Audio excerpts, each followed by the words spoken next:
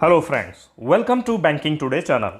पिछले कई सालों से रीजनल रूरल बैंक्स के बारे में कंसोलिडेशन, मर्जर और रिस्ट्रक्चरिंग होने संबंधी न्यूज़ आते रहे हैं और रीजनल रूरल बैंक्स को जब 11th bipartite settlement 11th joint note के इम्प्लीमेंटेशन के लिए परमिशन दिया गया गवर्नमेंट के द्वारा 1 अप्रैल 2021 को, उस लेटर के माध्यम से गवर्नमेंट ने क्लियर कर दिया है कि आरआरबीज का रिस्ट्रक्चरिंग किया जाएगा। यहाँ आप देख सकते हैं इस लेटर के 4th पॉइंट में दिया हुआ है कि the other allowances benefits introduced in the 11th BPS for the first time will be examined once the decision is taken on restructuring of RRBs and the same will be conveyed in due course। इस line से government ने clear कर दिया है कि RRBs का restructuring किया जाएगा, लेकिन यह किस तरीके से होगा इस पर अभी भी संशय बना हुआ है।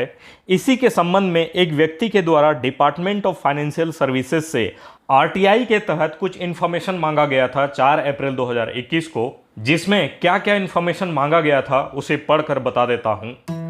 As per the dated 1st April notification regarding wage revision of regional rural banks, we seek the following information, जिसमें पहला सवाल किया गया है What is RRB restructuring proposals? RRBs के रिस्ट्रक्चरिंग से रिलेटेड क्या प्रोपोजल्स हैं, इसकी जानकारी मांगी गई है। दूसरा सवाल है Is there any committee formed in this regard? इस संबंध में क्या कोई कमिटी गठित की गई है, इसकी भी जानकारी मांगी गई है। और तीसरा सवाल है is there any timeline by which the restructuring is to be completed? Restructuring का यह प्रक्रिया कब तक कंप्लीट हो जाएगा, इसका कोई टाइमलाइन हो तो उसके बारे में भी जानकारी मांगी गई है। और आखिरी सवाल है what is the current status of restructuring plans and whether a national rural bank is to be formed. इस रिस्ट्रक्चरिंग प्लान के करंट स्टेटस के बारे में पूछा गया है और साथ ही एनआरबी नेशनल रूरल बैंक बनाए जाने के बारे में भी जानकारी मांगी गई है और इसका रिप्लाई डीएफएस के द्वारा 7 मई 2021 को दिया गया है, जिसमें बताया गया है कि an expert committee has been constituted to evaluate sustainability of RRBs under the existing framework model in view of their future projected financial liabilities.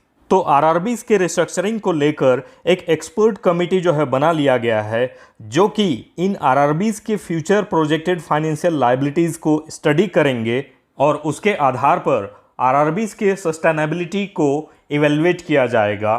और आखिरी लाइन में दिया गया है the committee will examine various options of long term structural reforms to make the RRBs viable entities.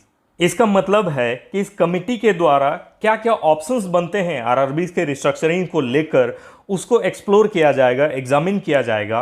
कैसे structure तैयार किया जाना चाहिए आरआरबीज के लिए ताकि वह लॉन्ग टर्म के लिए विएबल हो, इसकी स्टडी की जाएगी और उसका रिपोर्ट तैयार करके गवर्नमेंट को सौंपा जाएगा और इस रिपोर्ट को गवर्नमेंट के द्वारा कंसिडर करते हुए आगे का फैसला लिया जाएगा।